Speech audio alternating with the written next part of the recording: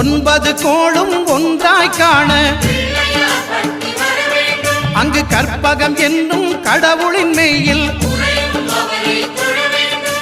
சூரியன் முதலாய் 9 கிரகமும் பலவித குணங்களை கொண்டிருக்கும் எங்கள் கற்பக தருவில் அவை வரும்போது ஒன்றாய் சேர்ந்து பலனளிக்கும்.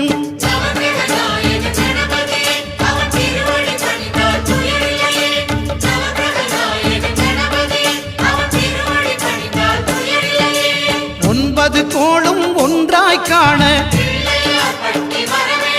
அங்கு கற்பகம் என்னும் கடவுளின் மெய்யில்